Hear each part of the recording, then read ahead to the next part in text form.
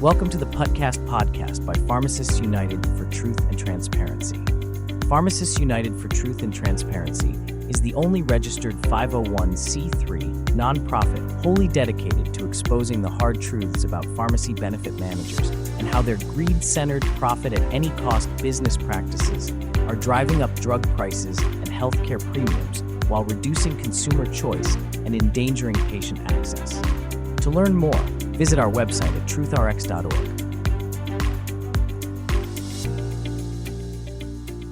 Welcome to our new episode of the PUTcast. I am Lauren Young. I'm PUT's Executive Vice President, and I'm a pharmacy owner in the great state of Illinois. I'm joined by my wonderful co-host, Monique Whitney, PUT's Executive Director and resident cat herder. And we're so excited to have this wonderful show today with one of our favorite guests, Congresswoman Diana Harshbarger. We love her. We love you. Yes, we're so thankful for the support that Congresswoman Harshbarger has shown us already across her tenure as a congresswoman. And it's so incredible to have someone who gets our issues fighting for us, because pharmacists are so integral to everything going on in the healthcare space. So welcome to the PUTcast, Congresswoman. It's my pleasure. I'm going to have a lot of fun today with you ladies.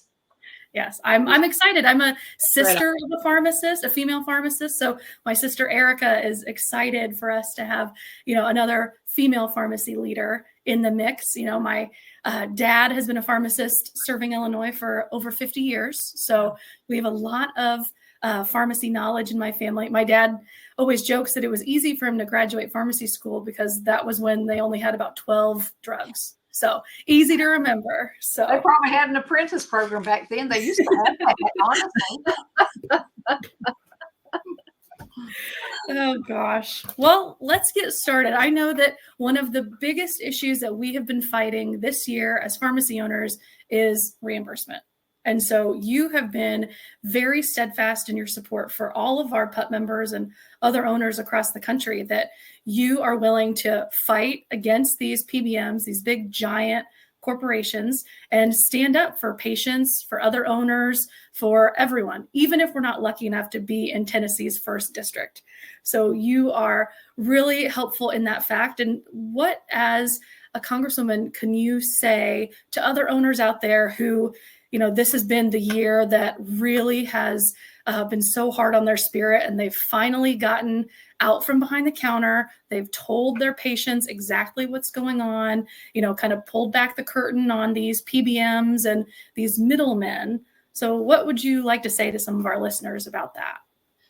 Listen, this is something I've been fighting my whole career. Okay. I've been a pharmacist 37 years, and there's not one thing I hadn't touched except nuclear. Been an independent pharmacy owner for probably 35 of those years. Hybrid pharmacy, compounding, sterile, non-sterile, home health, hospice. I've touched all that. And so what I want them to know is that you can't fix a problem if you don't understand it. I'm a pharmacist. My husband's a pharmacist and chemist. My son's a pharmacist and chemist. My daughter-in-law's a pharmacist. Listen, this impacts the whole family as far as being independent pharmacy owners, or even my daughter-in-law she teaches residents at the VA center. But listen, this year alone, when I talk to pharmacists, and I do Zoom calls with any member that wants me to do Zoom calls with their pharmacist, and I explain the legislation, what we're doing to help them, because they feel helpless and hopeless. And my job is to bring them hope, saying, listen, I know when they say one thing, what they're doing behind the scenes. And it's my job to tell other members, go member to member, and let them know how critical it is to sign on the pieces of legislation that we have either passed out of the House or getting ready to, that may be sitting in the Senate, and explain that not one person in this country has a district that doesn't have an independent pharmacy in that district. So it hits home, and we've created a bipartisan coalition to tackle some of these issues that prohibits us from doing business the way we want to do business. So I just want to give them hope and let them know that hopefully by the end of the year, we may have another healthcare bill with some other PBM legislation. But get ready for 2025 in the first 100 days. That's when I think we're really going to put the pedal to the metal, because the Lower Cost, More Transparency Act is already in the Senate. And there's a lot of other bills. And our Senate Majority Leader now is a proponent of putting PBMs where they need to be, in the transparent category. I just want to give you hope and tell you that help is on the way. That's my message. We are so grateful for that, because we have really advocated at PUT in getting to know your legislators and getting to share your story with them, because you know that pharmacists are really the touch point of these districts. We see hundreds, if not thousands, of patients every single week. And that's always a chance for us to be able to help them. And you've mentioned before that pharmacists are really problem solvers. And that's really why a lot of our members got into this, and why they've tried so hard to stay involved in this, because they know that if they're not there advocating for Miss Smith, they don't know who is going to. They've been working with either her or her family for years. And so this is really their chance to help their patients not just get the right medication at the right time, but if you're able to help them do that, get the right medication at the right time, that usually can help them with other things in their life. You know, we're the ones that patients are coming to the pharmacy counter for a multitude of different issues, especially right now during Medicare Part D open enrollment. We're seeing that we're that trusted healthcare professional. We know exactly what can help them and really get the care they need to continue being independent, continue staying in their homes, things like that. So the hope that you've given pharmacies has been immeasurable this year. So we're so thankful for that. And one of the things that we previewed this summer was the Pharmacists Fight Back Act. And that kind of turned things on its ear, because pharmacists typically are much more demure, behind the counter. They're advocating for their patients, but they're not ones to ruffle feathers. And finally, they have stepped out, stood up. They are ready to fight against this big enemy. So we're so grateful that you've helped put together this bipartisan group. I mean, the fact that there's so many different offices that we've talked to on the Hill that have mentioned, yes, we've talked to Representative Harshbarger's office, we've talked to Representative Auchincloss's office about this. So they're very well aware of the issues facing their patients. And, really the question was, why not now? This is really the epitome of when it needs to happen. Well, yeah, I don't know why anybody wouldn't sign on to this legislation, because this is bipartisan. Jake came to me, I passed a lot of things out of the House and still sitting in the Senate. We just need to turn the heat up on them in the Senate and say, look, you've got to get this going, because you want to lower prices. You want to take care of the national debt when the biggest driver is healthcare. Well, then let's take a look at these pharmacy benefit managers and their practices. And that's all you have to do. You make it simple. It's like patient steering. Just like you mentioned a minute ago, you've got a patient that may be able to get their prescription filled the first or maybe even the second time, and then they have to go to a nameless, faceless pharmacy benefit manager, and they hope they send them the right thing, because not something that we can fill anymore at our independent pharmacies. And then maybe they write something. Our job as pharmacists, I always said it, in the compounding world, we triage. You've got the healthcare provider, the patient, and the pharmacist.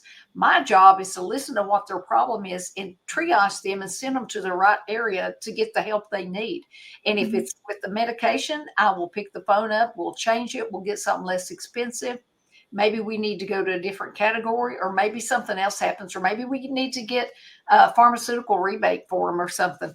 But it's not that hard. Talk on a 6th grade level to other members to make them understand. They want you to be confused. They want it to be a calculus problem. It's my job to dumb it down, put it on a 6th grade level, and that's no disrespect to anybody, because this is a shell game. It's a pay-to-play scheme. And when it's like I was talking on the last interview I did, it's like Big Pharma they had a baby. That baby's the PBM. Now the baby's grown up and it's smacking the parents around. And when everybody's screaming, saying, help us, then, there's a problem. But I've seen it. 37 years worth of doing this, and you scanned like a credit card machine and it said PCS on it, and it was triplicate, and you sent 2 forms to the third party PBM to get reimbursed, and it was a fee for service, like $4, $3, whatever. That's how it used to be. They have grown into a maniacal, non-transparent entity, and it's a take it or leave it contract for independent pharmacies. It's this is the formulary. Where's the rebates go? These are the questions that little patients don't know what their copay is going to be, what tiers or drugs going to be put in, and it could change without even notifying them as what their plan is and what category or tier that their medication falls in. And the prior approval aspect of so many of these patients, I think you touched on it again a little while ago. They could wait for weeks to get that medication. I never would let a patient walk out of my pharmacy without something, and calling the doc, getting something suitable for them until we could get that approved, or calling the manufacturer saying, look, you need to help these people. That's my job as a pharmacist. That's why we're always behind the counter back here, and we're taking care of those patients. And, when I left and I ran for Congress, I've been going to the Hill for 25 years, talking to my congressmen and senators about our profession and the overburdensome, crushing regulations that we had to deal with. And when I saw no movement in 25 years, that's when I raised my hand and I said, pick me. And they did. And this is what I've been doing the last 4 years, is educating members of Congress to say, listen to me. You have an independent pharmacy. They're going to cease to exist because we have one closing every day somewhere, because they cannot continue to get reimbursed less than what the drug costs. And state legislatures, and I did a Zoom call in Illinois with several pharmacists for my colleague Mary Miller, and it's the same no matter what state. I did one with Utah with Burgess Owens the other day. Does not matter what state I'm talking to, it's the same problem across the board. And when you get a good handle, it's them steering patients away from your pharmacy. It's the reimbursement aspect, it's the rebate aspect. And it's never been more evident than with that interim FTC report that we forced, by the way, and told them, let us help you get the questions on the front end. We don't want to look at them after the fact. Let us help you craft these questions so you can go in and do this study. And I talked to Chair Khan after the interim report came out, and she said, how can I get this in front of people? I said, let me help you. Because it is exactly, I said, Chair, I could have saved you 2 years and a lot of money if you'd have just listened to me in the first place. But I understand they can study something to death, okay, until you're out of business. And that's why these pharmacists are like, hey, we're over here. We're going to cease to exist. We are going to, listen, I'm preaching to the choir, and I know that, but we are the most accessible healthcare provider ever, because most people live 5 minutes from a pharmacy. You don't have to have an appointment to walk in, and we will triage you right there when you ask us that question. That's the problem solving aspect of what we do. It's patient care centric. That's why I have an ECAPS bill out to give us provider status to be able to be reimbursed for what we've given away all these years. And so I'm fighting for that on top of trying to get PBM reform. Ladies, I could go on all day about what I'm trying to do, but if they just give me 24 hours and give me authority to restructure every 3 and 4 letter agency out there, I'd get her done. Okay. That's my goal. We are so thankful that Chair Comer really took this in the oversight committee and ran with it. And he allowed the multiple members like yourself able to come onto that committee and talk to those PBM executives and tell them to their faces exactly what we have been saying for years. That was awesome. Yes, I'm sure you could hear the cheers from across the country. That was a smackdown. That was a smackdown of epic proportions, wasn't it? And it was bipartisan smackdown too. You have people from both sides of the aisle saying, you're hurting people in my district. It doesn't matter whether I'm red or blue or anything. They are very much in the know of what's happening. And that was really great to see as a business owner, as a pharmacy owner, that there was so much support for this. And the fact that it hasn't died down yet, the fact that there's still people wanting to hold their feet to the fire. Chair Comer really ingratiated himself again whenever he said reminded them they were under oath and to not lie to the committee. I think every single pharmacy owner was standing up cheering at that point whenever we heard him call them out on that. And that's, what we need. We know whenever the Attorney General Rutledge from Arkansas stood up against the PBMs in 2020, that was really where we felt, okay, this is where all the fighting we've done on the state level can help. Now it's Congress's turn. And so now we're just asking our representatives to stand up and help us. And so far we've had 50 people stand up and do that. And I think the education that you have given them so far, whether it's the Doctors Caucus, the Rural Healthcare Caucus, there's a lot of different groups that you're in, Congresswoman. And so you get to educate a lot of different people about this issue, because this point touches so many different people. And so without pharmacies, they're going to lose that access. These pharmacy deserts are going to pop up. And so you having these healthcare bills is really vital right now. And the one that you introduced just recently with Representative Malloy from Utah about these terrible pharmacy audits, that's very helpful as well, because pharmacists are afraid to stand up and speak out because of fear of retaliation. And we've seen that on the audit front. I know that we've gotten hit with a couple $100,000 audits once we started speaking out.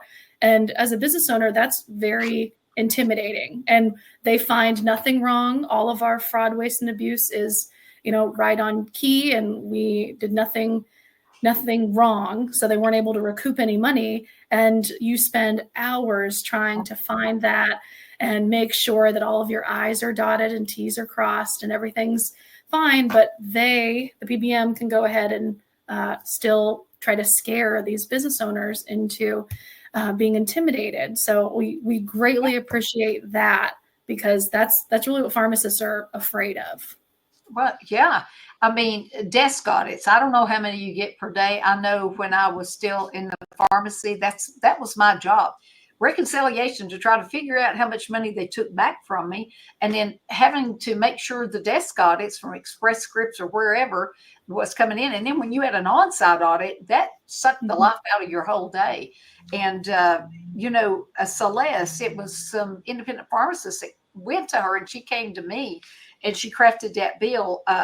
It empowers Congress to investigate how the PBMs use those audits to claw those reimbursements back. Listen, we know they're going to figure out they can claw back for any reason. When it came to compounding, and this was probably 4 years ago or even 3, they won't cover compounds with an API attached to it, the active pharmaceutical ingredient.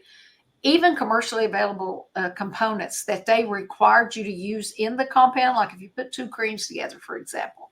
Then they got, I think it was Optum, they got to a point where they're like, oh, wait a minute, you can only order this much. You can only bill us for this much per quarter or per month. I can't remember what it was. It's ridiculous that they are setting parameters on your patients. And when they quit covering compounds altogether, my pharmacy was like a specialty pharmacy. When you have quadriplegics or paraplegics in other states that you're licensed in, and you have something that helps them with phantom pain, but you can't, there's so many regulations. We are probably the most regulated profession in the world, if it comes right down to it, because they keep adding new regulations every other day with the PBMs. But when you are told, well, insurance is not going to allow you to mail over state lines, and even though you're licensed, you're in good standing, the PBM will dictate. And some of the Medicare Advantage plans, like I think Humana, I couldn't mail across the street. If you did, you negated your contract. I'm like, this is ridiculous when we're licensed in all these states, but the PBM will not allow you to do a specialty thing and mail it across state line. Now, the patient could come pick it up, and when they audit you, they want to see that you rang it out and you collected a copay. Man, there's some devious audits out there. You got to show a cash register receipt, a signature, a HIPAA signature, on and on, your inventory list from your wholesaler or your generic wholesaler. Listen, they go in depth, and they figured out it's almost like AI. You know how this goes. The more audits they do, the more they learn, the more they put the screws to you. That's just the way it works. And do not tell me they do not collude with each other. Okay. And they end up talking to CMS. You can't tell me that doesn't happen, because generally CMS has a rule, but the private entities will pick up on that later on. But it's everything you thought was happening is really happening, because now that I'm here, golly, it's a healthy fear. They should have a healthy fear of me, is the way I put it, because I can be walking down the hall and see somebody that represents a PBM, and I guarantee they turn around and walk the other way, because it's not, I don't dislike them. I dislike the practices that their organization is representing, because it's not transparent. And when you have 6 PBMs filling 94% of the prescriptions in this country, and the big 3 filling 80% of them, there's a problem. And that's what James Comer on oversight said, wait a minute, this vertical integration, I don't think it's good. Maybe we need to break them up. Maybe we do. The free market is the free market. We're not trying to destroy that.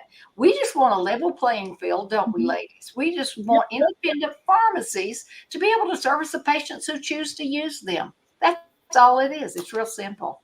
Absolutely. If we have the same rules and everyone plays by the same rules, our customer service at the independent pharmacies typically blow the chains out of the water. And so that's why they have to create all these loopholes and, roadblocks for us to be able to have a normal business, let alone a profitable business. And we're not asking for anything other than just wanting to be able to take care of our patients, let our patients have access to the pharmacy they choose. If they don't want to come to our pharmacy, that's fine. They can go to the pharmacy they want to, but they shouldn't be forced to go to another pharmacy they don't have a relationship with, they don't trust, just because some middleman makes more money when they go to a chain that has a W or a C in it, as opposed to Dale South Lake Pharmacy. Yeah, just go ahead and say it. I mean, it's profits over patients, basically, is how you could say that. And that's exactly what it is.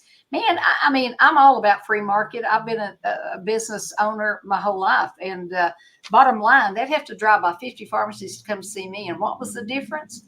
Patient customer service. That was the difference. I would give them a better price, but it's how I took care of those little patients. And how much have I given away over the years? Don't tell my husband. It's hard to tell.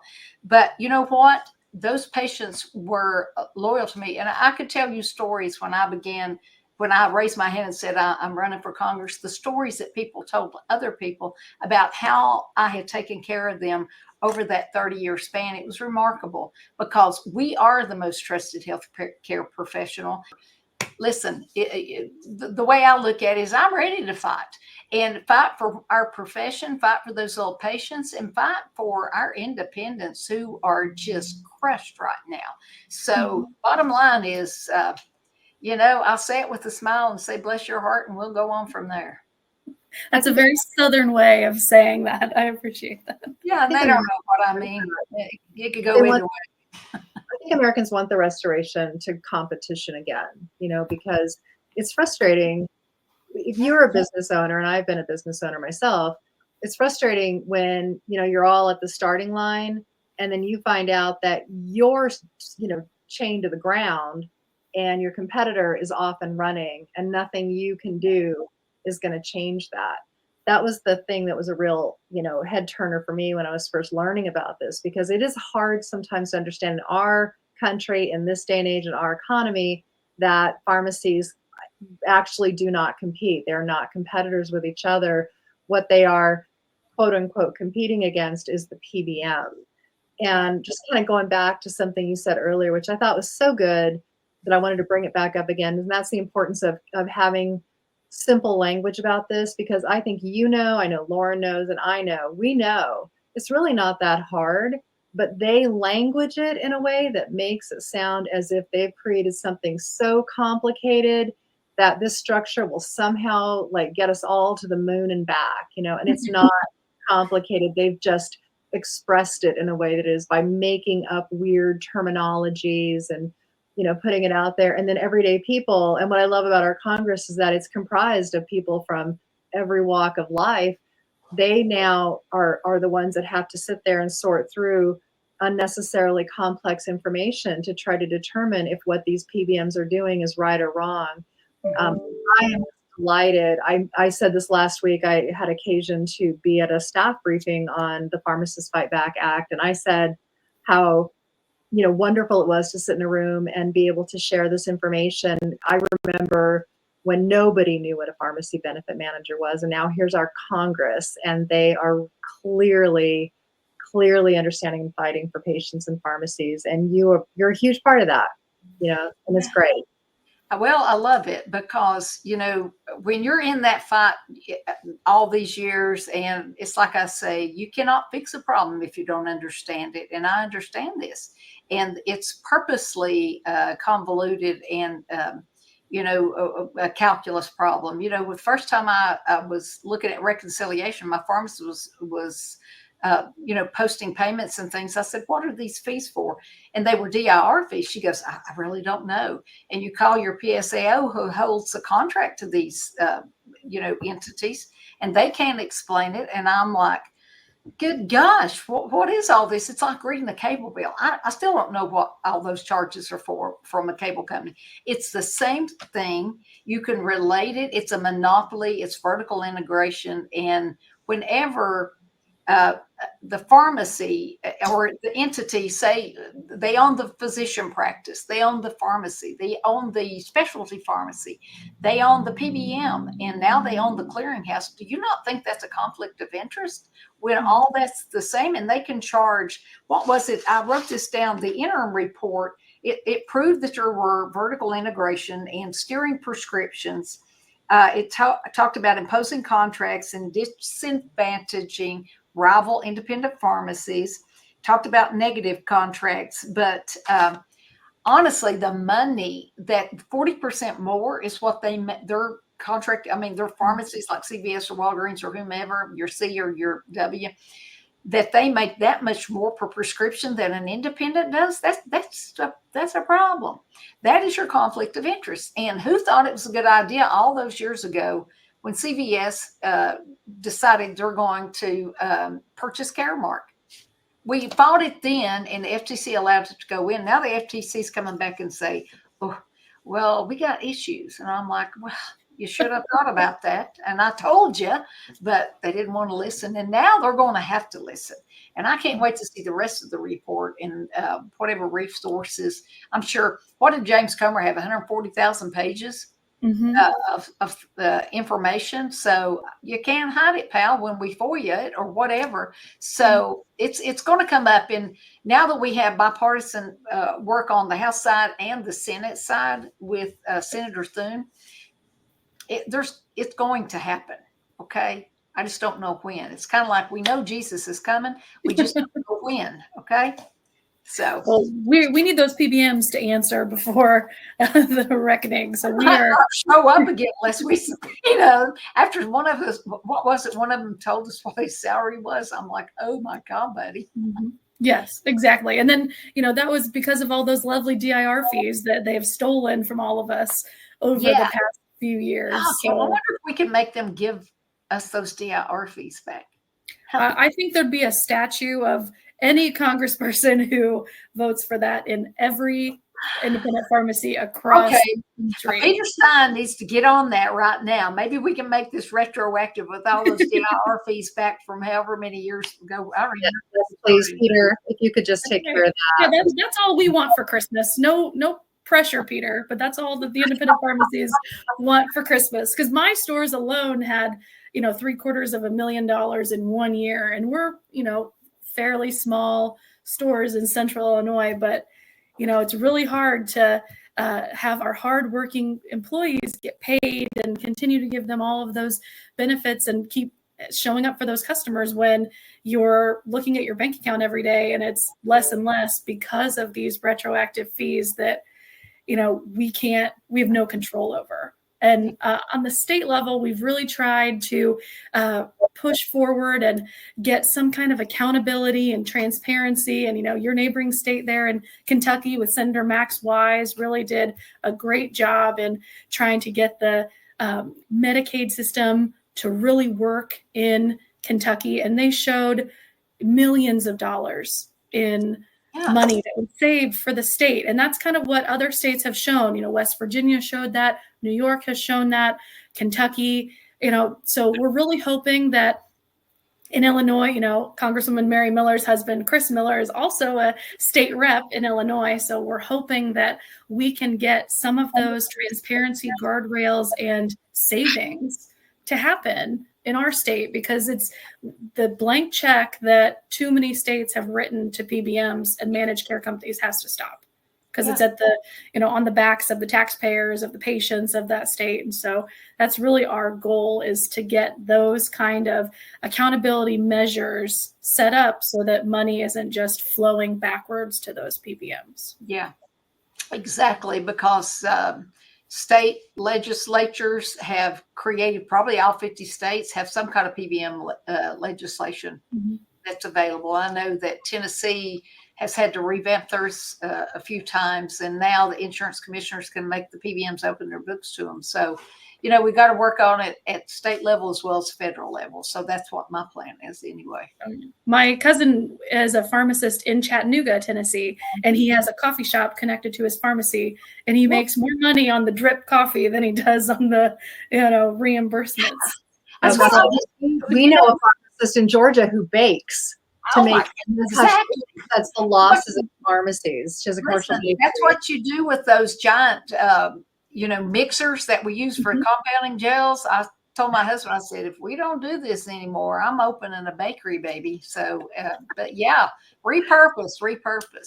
Yeah, absolutely. So what would be your advice in our last few minutes that you can give to some of our members or some of your members of Congress on how they can help support these independent pharmacies, or what our members need to be saying that you've heard in the halls of Congress that really is making people that get to that tipping point and understanding what pharmacies are going through, so that we can help kind of pull back the onion and make it a little easier to educate the legislators?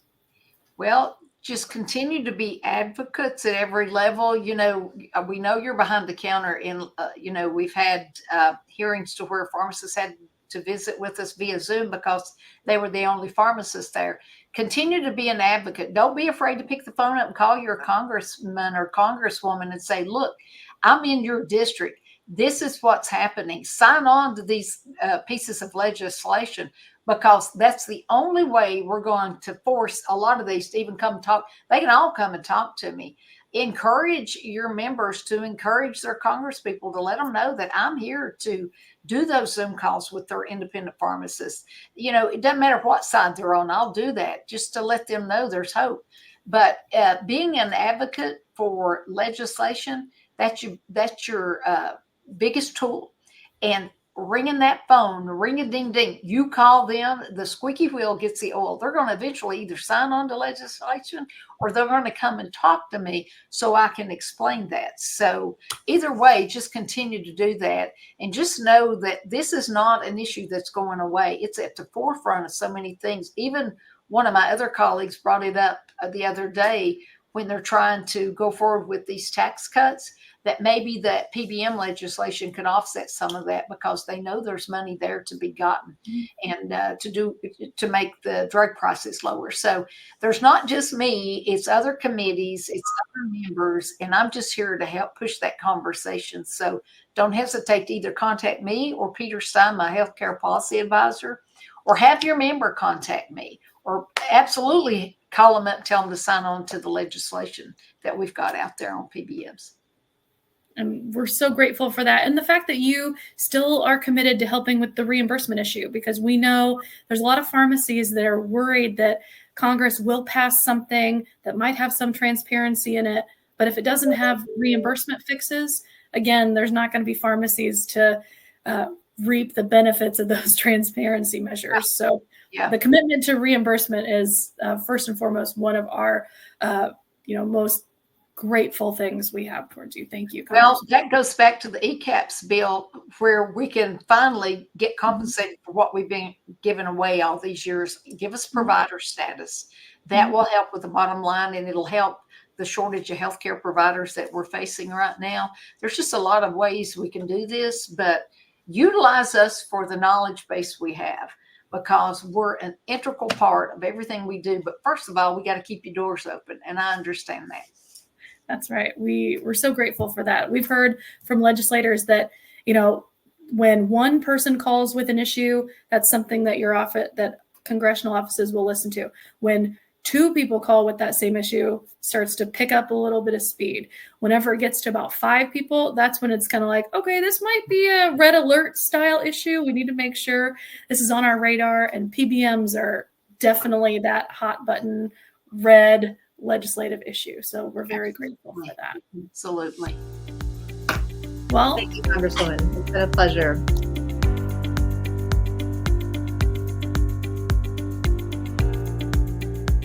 thank you for joining us for this episode of the podcast.